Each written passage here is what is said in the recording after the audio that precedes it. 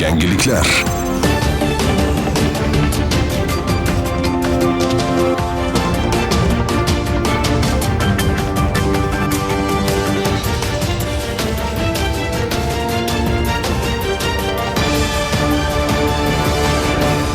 Assalomu alaykum. Yangiliklar dasturi taqdimoti bilan studiyada Dilafruz Yusupova.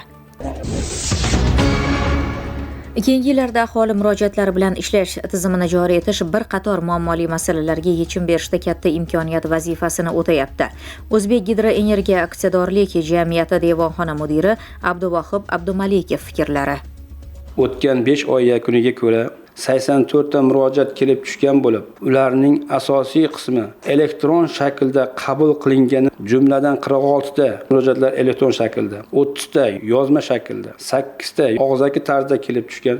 Bu esa raqamli texnologiyalar hayotimizga tobora chuqur kirib borayotgani va aholining elektron murojaat imkoniyatlaridan keng foydalanganini anglatadi. Hisobot davrida kelib tushgan murojaatlarning 72% ijobiy hal etilgan. Qolgan murojaatlar bo'yicha esa amaldagi qonunchilik normalari asosida tushuntirishlar berilgan. Murojaatlar mazmuni tahlil qilinganda jismoniy shaxslardan 41 ta ariza, 20 ta shikoyat va 21 ta taklif kelib tushgan. Shuningdek, yuridik shaxslardan 2 ta taklif qabul qilingan. O'zbekiston Respublikasi Prezidentining virtual qabulxonasi orqali kelib tushayotgan murojaatlar ham aholi bilan muloqotning muhim mexanizmi sifatida xizmat qilmoqda. Hisobot davrida mazkur platforma orqali 30 ta murojaatlar kelib tushgan bo'lib, ularning 18 tasi ijobiy hal etilgan. 8 tasi bo'yicha huquqiy tushuntirishlar berilgan va 7 tasi vakolat doirasida ko'rib chiqish uchun tegishli vazirlik idoralariga yuborilgan. Murojaatlar bilan ishlash jarayonida O'zbekiston Respublikasi Prezidentining